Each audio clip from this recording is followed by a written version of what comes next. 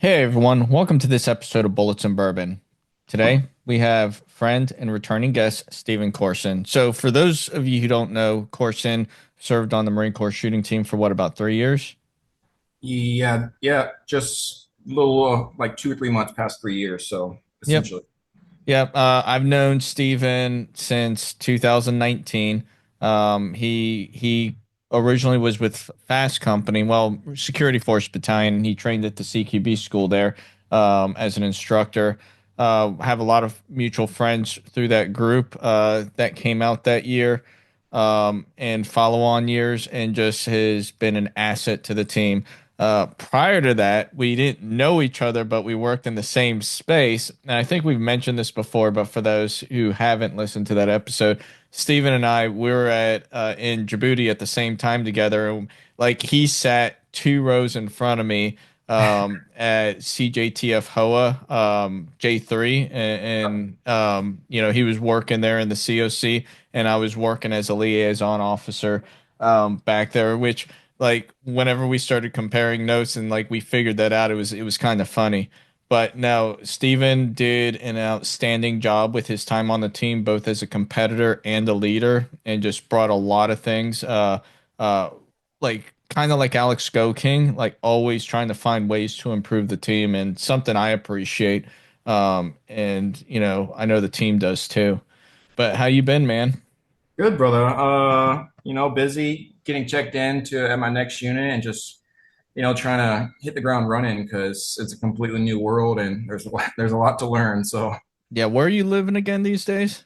I'm just south of Salt Lake City. I'm an operations and tactics advisor for Fox 223 up here. So they opened up a new E8 billet, first of its kind for the reserves over here, and orders to UAE were canceled, and I got these the next morning. So trying to just figure everything out over here. No, that's pretty cool. I mean, alone just being out there near Salt Lake City in Utah, that's pretty cool. The scenery looks like all the photos that you posted, those have looked really cool. Just overall, like that's a good experience. And I don't know if you're a hunter or not, but like that'd be some really good hunting too. Yeah, the just the nature aspect out here, it's absolutely beautiful. I mean, Wyoming, like Jackson Hole area, I think is the only thing that has any like semblance to it, if that's a word, maybe. I don't know. But Semblance. yeah, semblance, Yeah. there we go. Yeah. But yeah, haven't hunted since before I joined the Marine Corps, but there's supposed to be a lot of it out here. So I'm excited for hunting season to come around. Have you found a bunch of matches throughout the area that you could go to? Yeah, so this place is actually very similar to the East Coast and just the amount of matches. So every weekend there is a match somewhere. So Salt Lake Shooters Association, just in Salt Lake City, essentially, they hold matches every weekend. Two USPSA's a month. There's a PCSL every month. Steel Challenge, and within like an hour and a half, 2 hour drive, there's a pretty much a USPSA match anywhere. So it's Nice. pretty nice out here. I don't remember exactly where Mike Pannone lives, but I don't think I think you guys are in the same rough area. He is here. Yeah, Yeah.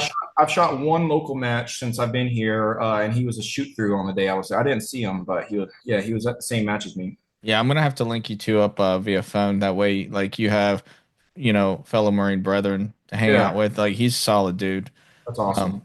but no, so it's been a while since we had you. A lot has happened since that last episode. But what I'll say is, like, you helped tailor and design online training that would be conducted prior to the Marines heading into the MECMEC. Now that that's been utilized, when you guys did this prior to going to the MECMEC, how effective was that type of training? Um, I think it, I think it was effective, but I don't think it lived up to everything it could have been. I think we fell short of the goal, and that's mainly due to manpower and how much we were fitting into a MICMIC. So, for those that don't know, the Moodle course was essentially all of our basics that we taught at MICMICs, thrown into an online package. So, essentially, the goal was anybody year round could go access that Moodle course and find anything that the Marine Corps shooting team was teaching at the time, So if they wanted to teach their units or new joins or anything like that, the information was all there. We had videos recorded, we had test questions, everything, and you got a certificate at the end, and that's what was required to get into the MICMIC. So that was amazing. Myself and Christian Cachola, put a lot of work into that. I designed it, and he helped with the filming and editing. So I think that part was great. Where we fell short, though, was just being able to fully maximize our plan going into it. And a lot of that is just, it's the first year, so you're going to have road bumps. Nothing goes as according to plan, the first time it's ever done. So I'm not sure how the team's going to go about it this year. The more admin for the FY26 McMix season just dropped. So we'll see. We'll see how it goes. So hopefully they can take our shortfalls from this last year and just go forward with them. Yeah, no, I mean, I think that's a perfect. I think that was like kind of a really good solution to, before the mix used to be 2 weeks long. You had one whole week of training and then one, about a week of competition. You had a practice day, you had two match days, and you had a team event day, and then you had the award ceremony. So just shy of, you had 4 days of like competitive shooting. And with budget cuts and all that kind of stuff, obviously things had to change and shift, and with all the personnel changes and everything, it's a hard thing to juggle. Um, and I know everybody's like, oh, well, we want the training back. Yeah, so do we. We want that live in person training, like it, but you got to do. And I think that's a really good way of training people, especially if you have those really good leaders within those units to take charge and take those videos and ensure that their Marines are getting the training prior to the MCMC, and not just like making, not just a check in the box, but like, hey, let's go out and dry fire. Let's go ahead and practice these techniques that they're showing us, because you could just bring the videos out there with you and go off of it. That's right. Yeah. Yeah. So, yeah, the videos were just the base. And then obviously everything was built off that. So, like I said, the dudes could build off that and then essentially just create more intermediate level training, which I think it went into it as well. Basic, intermediate, advanced marksmanship. Everybody has their own definition, but we related it to just whether you could do something consciously or subconsciously, with intermediate level training being subconscious weapons manipulation and conscious thinking for what was going on. So I think we missed the ball slightly on that, but a lot of lessons were learned, some good AARs were taken, and I'm sure that they'll be better this next year. So I have a question then. Did you see influx of a lot of new shooters at the mix, or did you see kind of a mix of new shooters and then a lot of repeats? I think it was I can't, I don't want to like step on my tail or anything. I want to say there was quite a few new shooters, but there's still a lot of repeats as well. Like definitely faces that I saw. Um, but I think I would say it was at least 50-50, which is decent. I know it's hard being back in a like off the shooting team. It's hard to get out there funding wise to these mix. So Hmm. I understand that it's hard for new guys to get out there, and a lot of people just don't know about it either. Like nobody at this current duty station of mine knew what the MIC was, or they knew that they were still thinking division matches when it was high power rifle and bullseye pistol was the way things were still going. So even though the Marine Corps shooting team's done a good job of getting word out there, there's still a lot of people who aren't following what the new format is. So So here's another question, because I know like it was like whenever we first started the Mic format, I think they started in 2017. Like that was, I think 2016 was like the combat matches, and then 2017 was like the Marine Corps marksmanship competitions, and I got to the team in 18. I think I'm fairly accurate in that assumption right there. It's been a while and I'm old and all that other kind of shit. yeah, But um, you know. I would say there was a lot of growth, like because back then nobody knew what practical shooting was. Nobody yeah, knew what three gun was. Nobody really knew what USPSA was. And then we have this big boom of switching out like the styles of shooting. And now there's like this huge boom of people at the duty stations just going out on their own now and competing, when you were on the team, did you still see that growth in people just going out and training on their own and competing on their own? 100%. Almost every local match, you can just see there's a lot of new people, Marines included. Quantico, there's always new Marines coming to the local matches there, whether it was Fredericksburg or right there at Quantico Shooting Club. Um, at least one or two new guys a week. So, I mean, that's not exponential growth, but that's decent growth over long term. You look at Marines who are actually not afraid of the word competition. So they actually show up and not worry about the performance. They're just looking out there to increase their proficiency. So, I sell the program quite a bit. And every time I invite somebody out, as soon as they hear the word competition, they say, "Oh, I'm not that good." And then you have to explain that the word competition is not meant to be scary. It just shows you how good you really are and use it as like a dynamic training event. Hmm. So don't worry about where you place, just see where you're deficient at and train to those standards. And track your progress over time. That's right. Yeah. Yeah. So, onto the team, when you were on the team, it downsized, the TO shifted, the construct of the team changed, but the overall mission has grown. How has the team been able to juggle all the requirements that have been given to it? And if you could make a change, what change would it be? Oh man. Uh, so yeah, I don't Loaded think question. I'm not on the team anymore, and these are all my own opinions. So none of this reflects the Marine Corps. I should say that. I don't think there was one year, or there wasn't even 2 months where something didn't change on the team, and that's very frustrating as a human being. If you're in a job and you're working towards something, if something's changing every 2 months, then you're going to get irritated Burnout. and burned out. Exactly. My first year on the team was the most stable, to where we did a few events in the summertime. So we helped Modern Marine, not yeah, Modern Marine Day. No, it's not. No, Congressional Marine Day, where Yep. staffers come out. Yeah, sorry. We had a few events where like Naval Academy students would come out. We'd help them, but we weren't superly tasked that summer, so you could focus quite a bit on training. And then the following year, structures were changing, different companies were forming the battalion, new requirements were coming down, and nobody really wanted to say it because you don't want to tell your boss like, "Hey, we can't take any more tasks." But the team is definitely tasks over task saturated, to where they lost a lot of manning and the tasks kept coming. And the junior guys will say it, but you don't want to say it up and about because you don't want to look like you can't do your job. So Hmm. it's the best product coming out of all the tasks. I don't know. That's not for me to say, but without getting more manning on the team, something has to change as task or what the overall mission is. So the overall mission is increasing the lethality of the average Marine in the Marine Corps, then that needs to be focused on. You know, that's what I always revert back to. What's the mission statement? Yeah, no, absolutely. And, you know, yeah,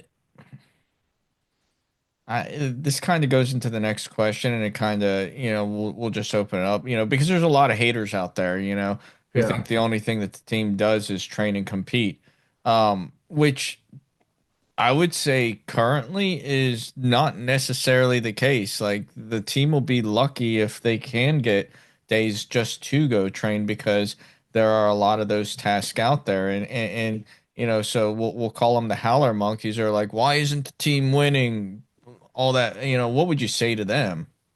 Yeah, I would say try to walk a day in the shoes of the Marines there. One thing, it's very mentally taxing, being a Marine Corps shooting team member, because you get on the team and you're expected to be this extravagant shooter.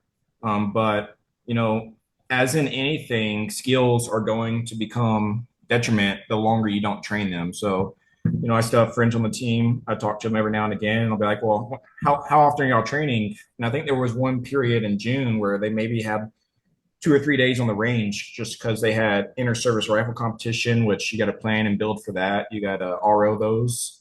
You have other tasks you have to do. So, I mean, you have a whole month where you only have a few days on the range.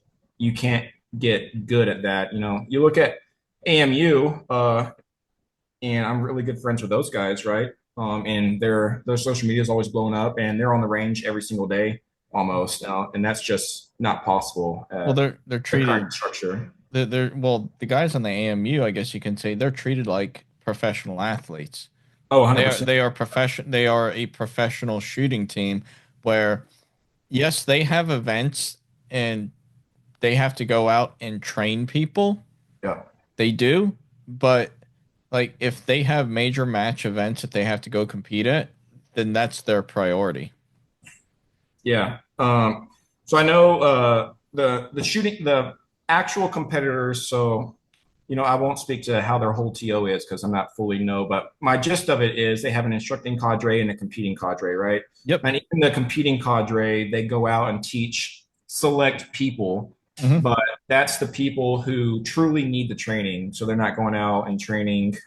You They're not know, just training regular army. They're going and training like, they'll have rangers go out there or they'll yeah. get with like SF groups and they train the best of the best in their specialty. Yeah, I mean, they're AMU's training MARSOC, right? Hmm. So MARSOC's reaching out to AMU and not the Marine Corps shooting team. So there's a reason for that. Those guys get to train and refine their craft very intently, whereas the shooting team, unfortunately, got to be the jack of all trades, and you can't really. There's a select few on the team who are able to master it, but that's pretty much all they focus on. And if you're one of the Marines who are focusing on the overall mission and everybody else, then it's hard to become a master of one thing. Oh, absolutely. Um, let's talk about the mental health aspect and, you know, how would because I found it, I've hit my wall, I've hit burnout, how would you say is the best method to kind of uh, prep yourself and condition yourself mentally? That's hard. That comes down to I don't know if you can keep it from happening because it's a human aspect. If you come to the shooting team, it's because you are competitive. You're a type A individual. You want to do very well. So you got your match management. Like you go through how to keep your mental health good during the match. But outside of that, you still have daily activities. So for those who have families or married or girlfriends or whatnot, you're trying to devote time to them. You're trying to devote time to all your secondary tasks. You're trying to train. You're trying to shoot on the weekend. So it's very hard. You definitely need to find a good work life balance. Unfortunately, I never found that. I never did when I was on the team either. Yeah, I had a very cruel time on the team between like having ankle surgery, tearing my ankle up, going through a divorce, and then just everything else. I'm definitely not a good example of good mental health on the team because I don't think there was one week where I was ever fully okay my 3 years there. So you're always trying to be the best, and that pressure just amounts to you. So trying to be the best Marine, the best competitor, best husband, best dad, and like you can't be the best at everything. Like I said, you can be okay at some things. So Yeah. and that's I mean, that's one thing people just have to accept, especially leaders. You can't expect your Marines to be the best at one thing, which is competing and placing all the time. They have lives and 10 other tasks that they have to do. yeah. And I mean, I'll say this, like, you know, I I wouldn't say I balanced any of that well myself. I would show up to work at 7 in the morning. I would leave work at 6, 7 o'clock at night. And a lot of it does come from passion. You're Yeah, passionate about the team. You're passionate about what you do, and you also understand like one, I wasn't on the range every single day either. I was handling administrative tasks, and like you have to understand, like in order for the guys to go on the team to go and do what they need to do, like you have to put the legwork administratively to help them accomplish that. Like yeah, that is your job. And so, but then there's that competitive edge, so you sneak out to go and shoot whenever you can, and then you're going on the road, and it's like, it's just one thing after another. And is it fun? Absolutely. But the mental aspect of if you don't perform well, that's taxing on you mentally. And yeah, I remember after I retired, it was like I don't want to say there was like an identity crisis or anything, but it's like I just continued on shooting pretty much just as much as I did on the team and going out to matches until I hit that level of burnout. Like, I can't keep doing this to myself. I can't keep doing this to my family. Like, Yeah. what am I doing? And it all kind of hit at once. And it's like last year I barely competed in anything. And it's like, okay, let's find this balance and let's see if I can actually have fun again. Yeah. Because once you hit that level uh of burnout, like mentally, it doesn't become fun anymore. It No. becomes a job. Yeah, and unfortunately, when it becomes a job, then ultimately over time, whatever whenever that time is, depending on the person, you're going to stop performing as well. Just because in the back of your head, you're going to say fuck it, right? Hmm. So whatever it is, it is. I got too much things to worry about. This can't be at the forefront of what's making me worry. And I mean that happened to me as well, just like yourself. There got this last year. I think I maybe, and I say last year, the last year on the team, I was the operations chief. I still did competitions, but I think I had 20 days of training on the range. And, that's going to competitions because that is fun. It's also part of the job, and you want to see where you compete or place next to everybody else. But luckily, I'm able to be like okay-ish. Like my just subconscious skills are able to be all right to where I'm not in the bottom third. I'm happy with the top third with zero training. And if I can keep that up forever, that's good. But like yourself, I mean, I think we talk about it later, but I have one match planned for the rest of this year. And then I'm definitely, also I got to pay for my own ammo now. So that's not fun. No, no, no. So matches every weekend is just not a thing for me anymore. But it's okay. It gives me time for other things and focus on being happy doing other stuff. Yeah, I mean, I'll say I'm lucky in the sense that I have a multitude of different types of matches, but like, like for me, I was a three gunner and I've competed in all sorts of different shooting sports, from high power, well, bullseye pistol, Bianchi Cup, or as it was referred to as NRA action pistol, Yeah, um, and then, USPSA three gun, and like which my favorite was three gun, and it got to the point where it's like I'm just not having fun with this anymore. And yeah, so then I threw money at it, switched over to all open gear, thinking, well, maybe switching a division is going to help me have fun again. Let me yeah, just throw all this money at at this stuff and see if I have a change of heart. And it didn't. And that made me depressed even more. And then it's like I found the gauntlet match, and like I almost didn't go to that. And whenever I did go to that, I was like, thank you, Chris Hutchison, because you just reinvigorated my passion for shooting. And yeah, so, and it just didn't reinvigorate that passion for shooting, but also getting into the gym and getting after it all the yeah, time. And it's like, so like I have these two modes, and it's like, people are like, hey, I want to come watch you compete. And it's like, well, that's all fine and dandy, but I'm not going to be talkative because I'm going to be super focused and I'm going to be talking to the people I'm competing with, and I'm not going to be focusing on you. So like you can come, but like like I don't mean to be a dick, but I'm going to yeah, be having fun with these people and just like being as competitive as I can be because I found something I can have fun with and be competitive again. yeah, yeah. And that I think finding that line where it's fun and like competitive at the same time. My most favorite time shooting was when I was with security force instructors. So we You compete. had a really good cadre too. We did, and we only competed against ourselves, the five or six of us. We didn't care where we placed, other than talking about each other, and we shit talked each other the whole time. So, I don't think I've had more fun than when I first started shooting mix with those guys. And if I can ever get back there, I'll be super happy. Yeah, well, I need to give him a call, but Spencer Press, he's one of my favorite human beings that I had the opportunity to hang around. Yeah, I hope he's doing well. I guarantee you he is.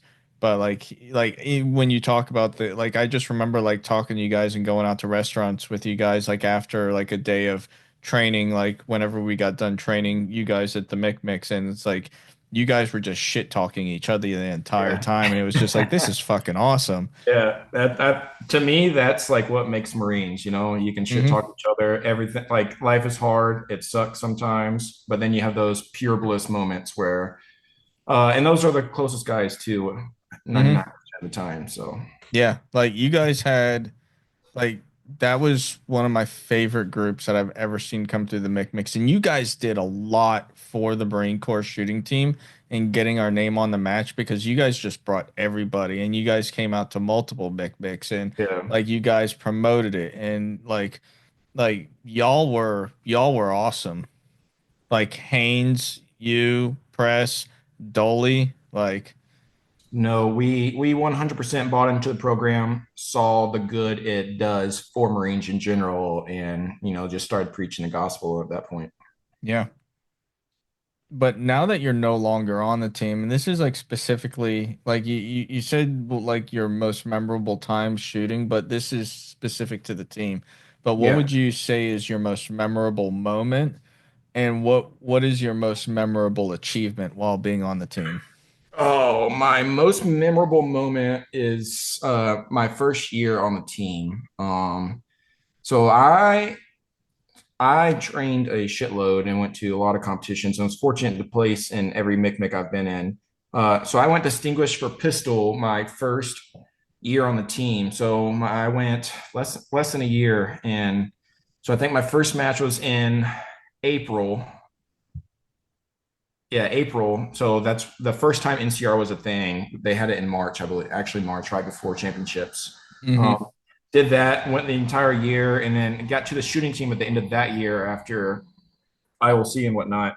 And I went distinguished pistol shot at that FY in 20? 2022. 2022, I Okay. went distinguished pistol at championships, and my daughter was there to watch me get my distinguished pistol shot badge. And she was too young to know what was going on, but just to have her next to me. I mean, my son was at school, but my daughter was there. So just having her there, that's one of the best achievements I've gotten in the Marine Corps. Just knowing that I was good enough to get that distinguished shot and just experience enough, really, because it just comes down to experience. Hmm.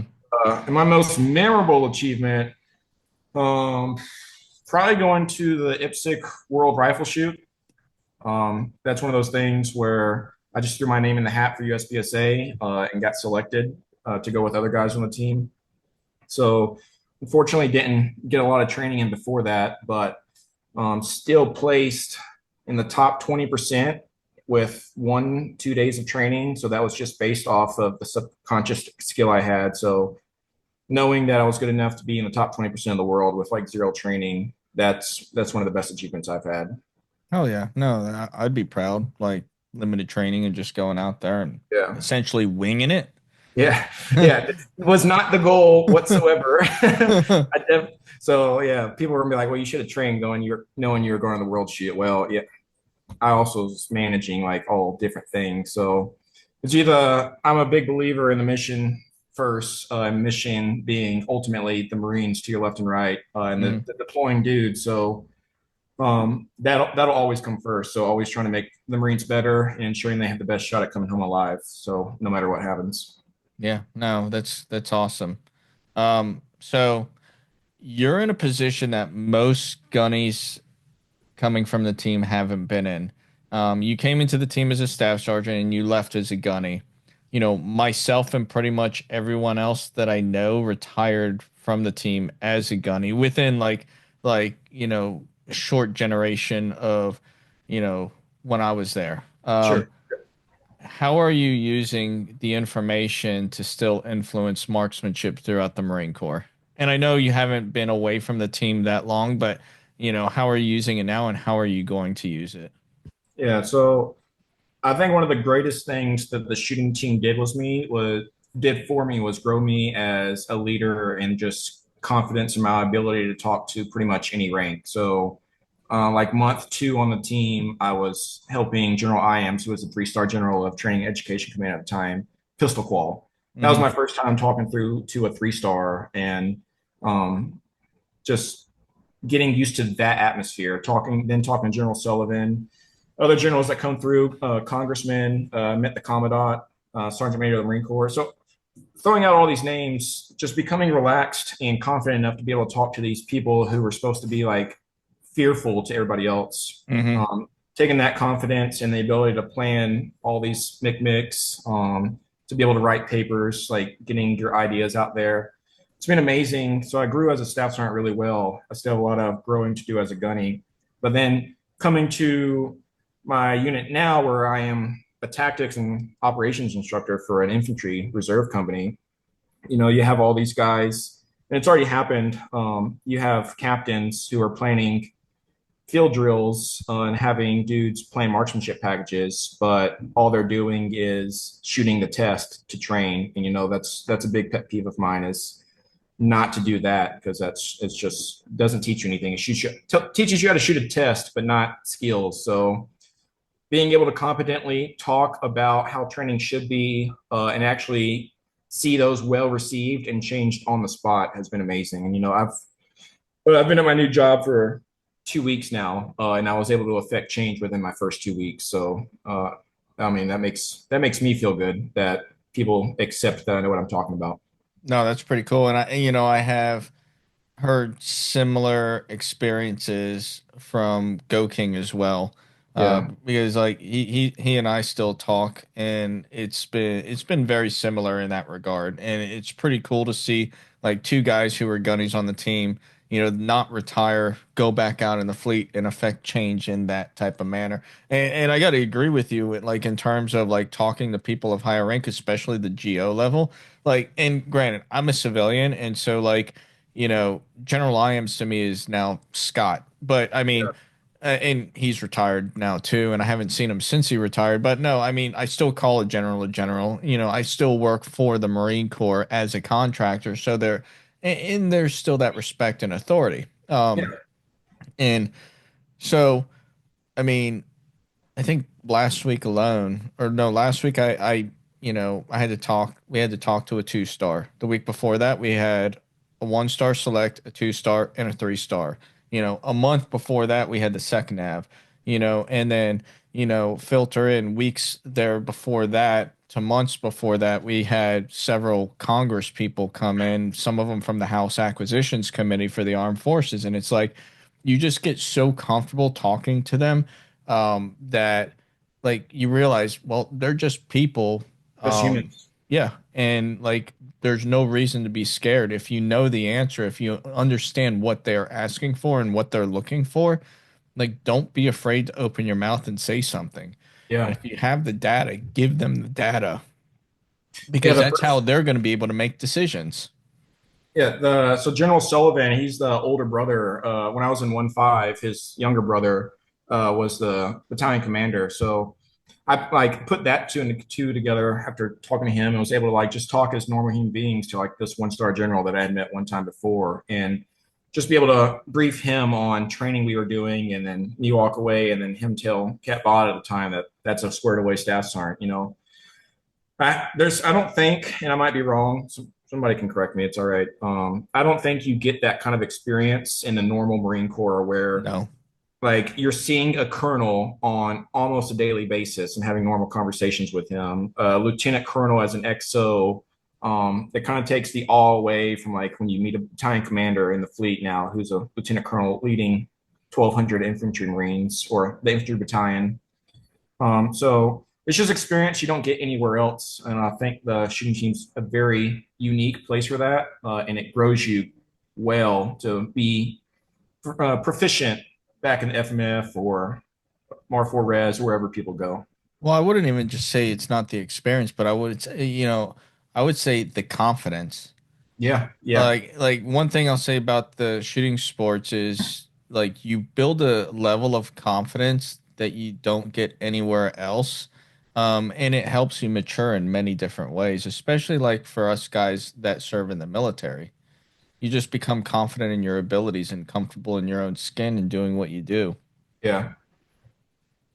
But And just seeing my biggest thing was just seeing that dudes are just normal. So I've had the opportunity to meet tier 1 guys, tier 2 guys, and you see them, you read about them, you watch movies about them. They're like superheroes, and then you talk to them, and they're like My name's Dave. What's up, Yeah. brother? Yeah. And they're just normal ass guys and just down to earth, super cool people who just have a lot of experience themselves.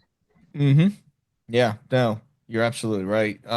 So to guys like us where marksmanship is a way of life, sometimes a break is in order. But sometimes you just want to continue going and shoot as many matches as you can. Which side are you leaning toward now, and what's the next match that you have planned? I definitely want to compete, but like we mentioned, I want to find the fun in it now. So I've taken time. Had my kids for the summer, so I get them on the summers and then a few holidays every year. So I shot one time while I had them, just because I had an extra long weekend. So we went up, shot the local match. Um, I think I'll shoot one more, and then I have the Utah State match that I had signed up way earlier in the year for, knowing that I was going to be here. And then I probably won't shoot again for a while, just because I want to just relax during the winter time.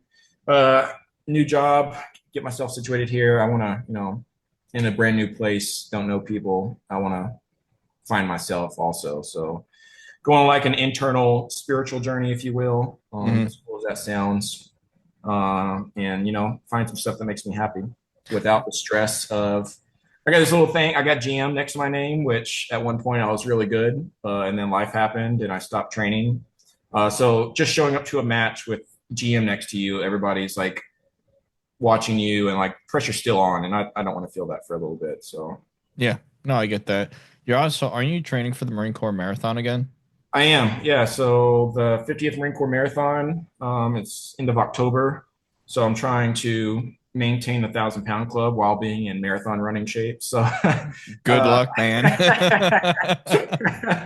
so I ran it last year in memory of a buddy who was supposed to run it, but he unfortunately passed away. So last year was for him. I ran it in 5 hours, which I'm very happy about. I had two training runs before that, Yeah, 7 miles and 8 miles. In a true Marine fashion, I got absolutely shit faced the night before at a concert. of course. Yeah, in DC. Got 5 hours of sleep, maybe 5 hours.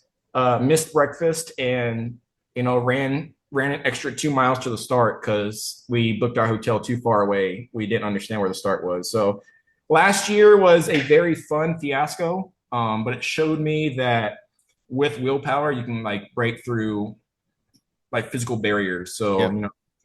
anybody that's run a marathon knows that it hurts after a while. Just being able to mentally push through that. So this year's for me the 250th Marine Corps birthday, 50th Marine Corps Marathon. Actually training this year and just trying to at least come in 4 hours or less. So Hell oh, yeah. hour off. I think I can do it. No, that's respectable. But that's all I got right now. But is there anything else you'd like to say? Uh, mm, Not really. I think I enjoyed my. I know it's like the capsule, like encapsulating my 3 years in the shooting team.